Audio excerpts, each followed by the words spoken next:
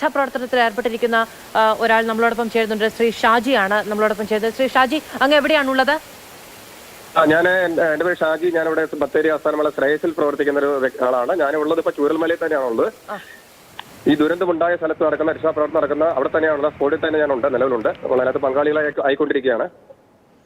എന്താണ് അവിടുത്തെ ഒരു സാഹചര്യം? എത്രത്തോളം ആളുകളെ രക്ഷിച്ചെടുക്കാൻ കഴിഞ്ഞിട്ടുണ്ട് നിങ്ങൾക്ക്?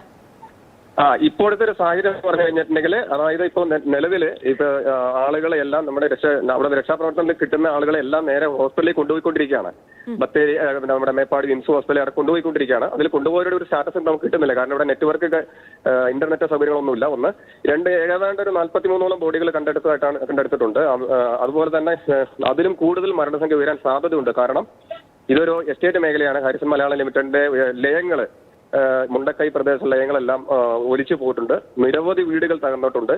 എത്ര പേര് മണ്ണിനടിയിൽ ഉണ്ടെന്നുള്ളതിനെ കുറിച്ചൊരു കണക്ക് സത്യം പറഞ്ഞാൽ ഇപ്പോഴും ആർക്കും ഒരു നിശ്ചയമില്ലാത്തൊരു സ്ഥിതിവിശേഷമാണ് ഉള്ളത്. ഈ പ്രദേശവാസികൾ നിങ്ങളുടെ കൂടെ ഉണ്ടോ? അവിടെ വീടുകൾ ഉണ്ടായിരുന്ന സ്ഥലങ്ങളൊക്കെ ചൂണ്ടിക്കാണിക്കുന്നുണ്ടോ? ഞങ്ങളത് ഷെയർ ചെയ്യാം. ഞങ്ങൾ ഡ്രോണിൽ വിഷ്വൽസ് എടുത്തുകൊണ്ടിരിക്കുകയാണ്. അത് ഷെയർ ചെയ്യാം.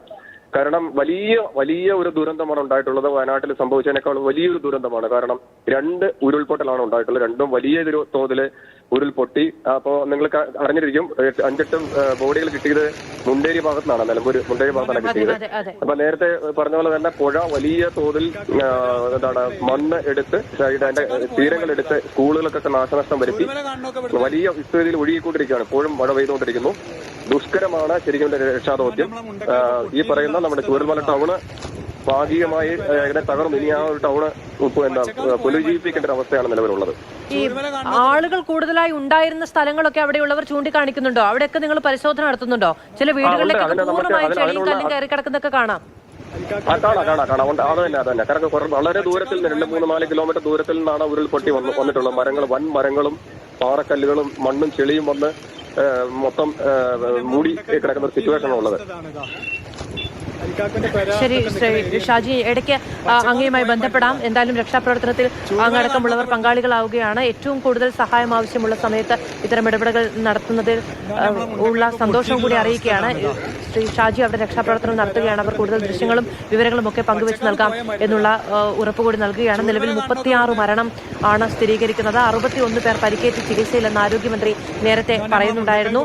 മലപ്പുറം പോത്തുകല്ലിലേക്ക് ഈ ചാലിയാറിൽ നിന്ന് മൃതദേഹങ്ങൾ ഒഴുകി വന്നു എന്നുള്ളതാണ് ഏറ്റവും ഞെട്ടിക്കുന്ന വാർത്ത. ഇത്രയധികം ദൂരത്തിലേക്ക് മൃതദേഹങ്ങൾ ഒഴുകി വന്നു എന്ന് പറയുന്നത് അവർക്ക് പോലും വിശ്വസിക്കാൻ കഴിയാത്ത ഒരു സാഹചര്യമാണ്. അവിടെ നിന്ന് 9 മൃതദേഹങ്ങളാണ് കണ്ടെത്തിയത്. നേരത്തെ അവിടുത്തെ പഞ്ചായത്ത് പ്രസിഡന്റ് നമ്മളോട് സംസാരിക്കുന്ന സമയത്ത് പലയിടങ്ങളിൽ അതിനപ്പുറത്തേക്ക് പുഴയുടെ അപ്പുറത്ത് ചിലയിടങ്ങളിലും ചില മൃതദേഹങ്ങൾ കണ്ടെത്തിയതായിട്ടുള്ള വാർത്തകൾ ഉണ്ട്. അവിടേക്ക് പോകാൻ സാധിക്കുന്നില്ല. അവിടെ പോയാൽ മാത്രമേ അവിടുത്തെ ഒരു സാഹചര്യം അറിയാൻ കഴിയുകയുള്ളൂ എന്ന് നമ്മളോട് പറയുന്നുണ്ടായിരുന്നു. അപ്പോൾ എന്താണ് ഈ ദുരന്തത്തിന്റെ ഒരു പൂർണ്ണ ചിത്രം വ്യാപ്തി എന്നതറിയാതെ അത് ഏറ്റവും കുറഞ്ഞതാകണമേ എന്ന പ്രതീക്ഷ പ്രകടിപ്പിച്ചുകൊണ്ട് മാത്രം നിൽക്കാൻ കഴിയുന്ന ഒരു സാഹചര്യമാണ് നമുക്കുള്ളത്. ഇപ്പോൾ നമ്മളോട്